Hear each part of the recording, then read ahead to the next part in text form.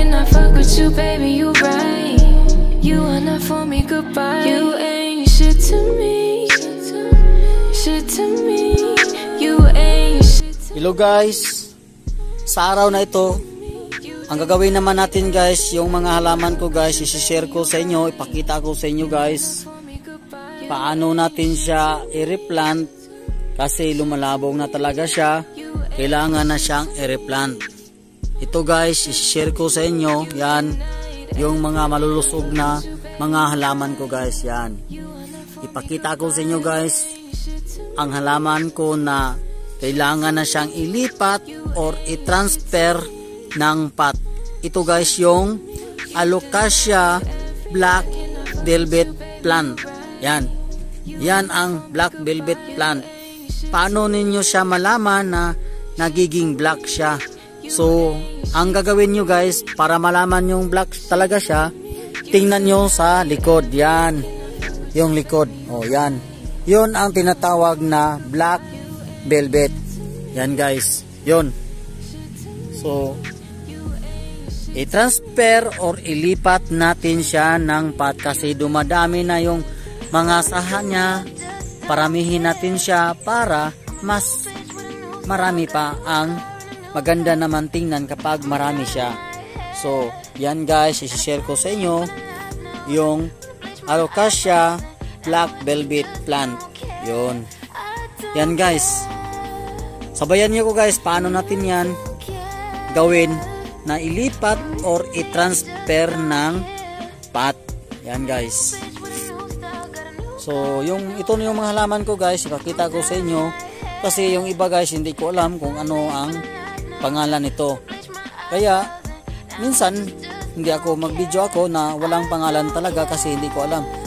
Dami na hindi ko alam kung anong kasing halaman na to guys. Ang sa akin lang, inalagaan ko talaga sila. Yan. Shout out pala dyan yung mga idol ko dyan sa OFW or sa ibang bansa na mga idol, mag-iingat-ingat kayo dyan.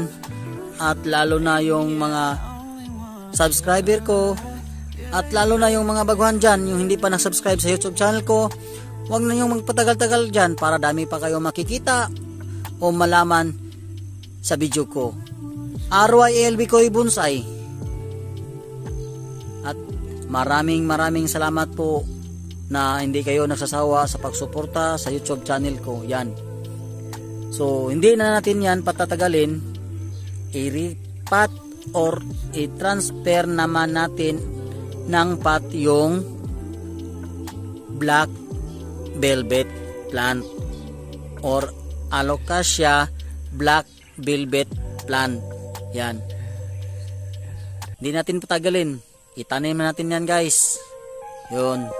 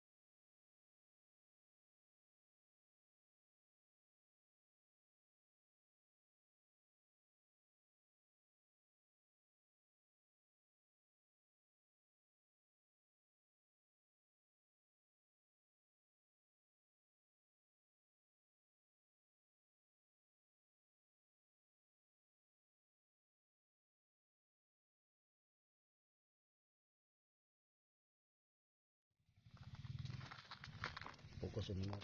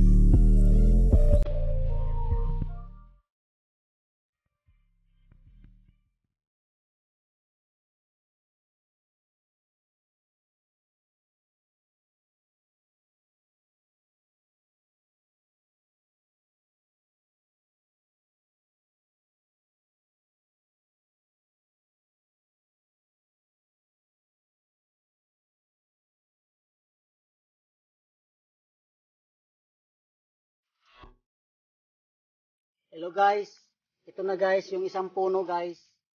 Ito, nakuha ko na siya yung sahan niya na isa, dalawa, tatlo, apat, lima.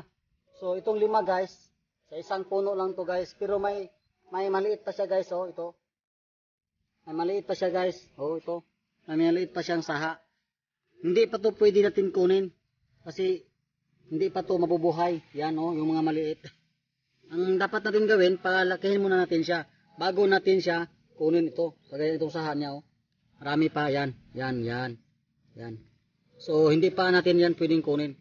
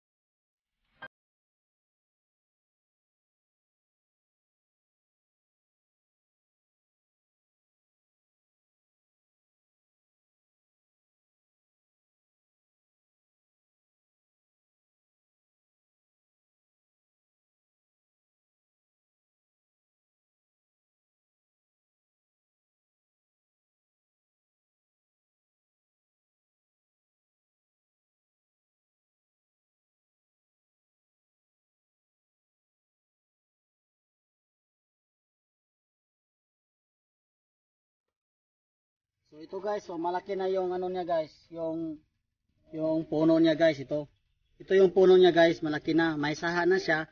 So ito din guys, pwede din to putulin natin or ikakating natin para itanim natin ng ibang pot kasi mabubuhay naman siya kasi may ano puno na siya. Kumbaga yung malaki na yung puno niya. At saka yung gamot niya dito sa taas siya oh. Tingnan niyo guys oh. Ito yung gamot niya sa taas.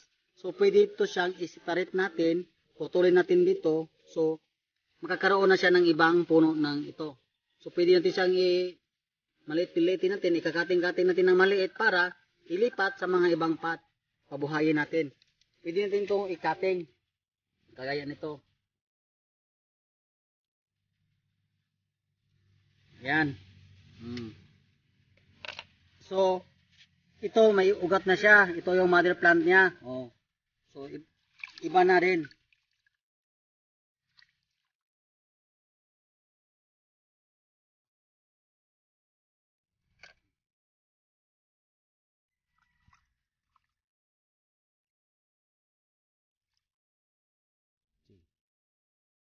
Ito din yung puno niya. So, ito, mabubuhay na to kasi may ugat siya. Tapos, yung puno niya, yun, madami ng mga maliit, tapos mataas naman siya.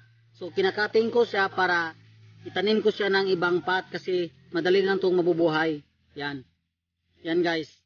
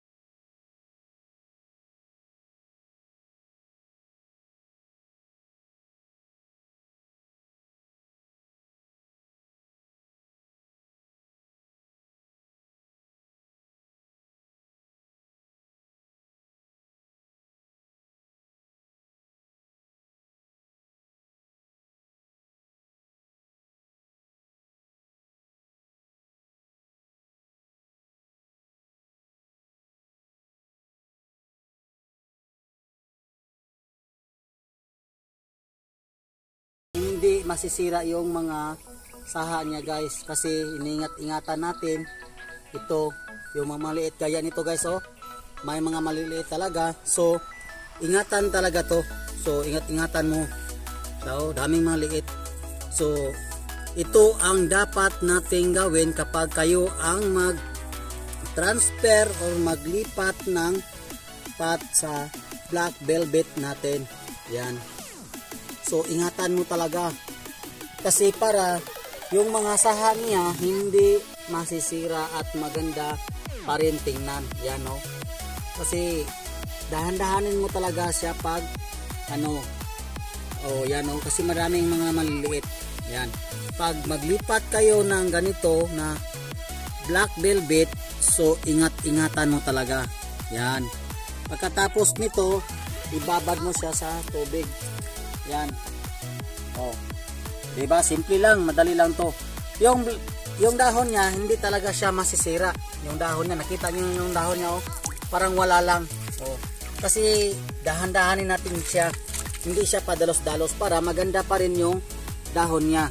Yan. Yan, oh. Maganda pa rin yung ano natin, black velvet. Oh. Kita nyo guys, oh. So, parang presko-presko pa rin. Madali lang siyang i-ano mo, i-separate mo, yan, oh. Oh. Madali lang siya, tapos hindi pa siya nasisira yung dahon niya kagaya nito, di ba? Presko pa rin, no.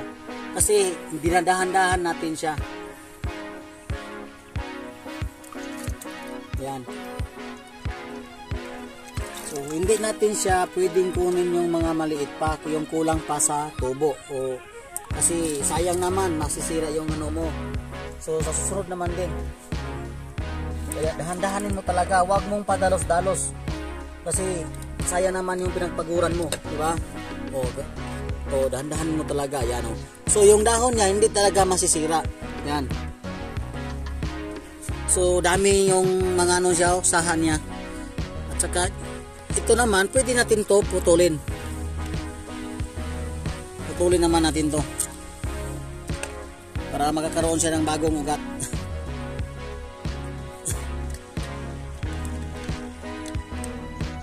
Yan.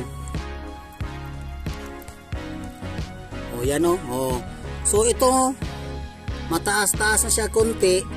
Wag din natin tong kunin kasi palakihin muna natin para siguradong mabubuhay yung black velvet natin.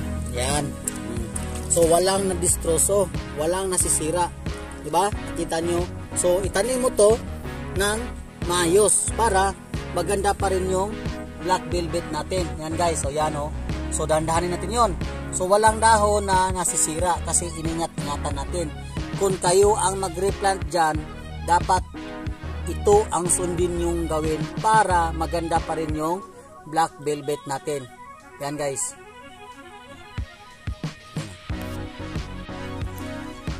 Yan guys, natapos ko na guys, nakakating-kating yung mga black velvet natin.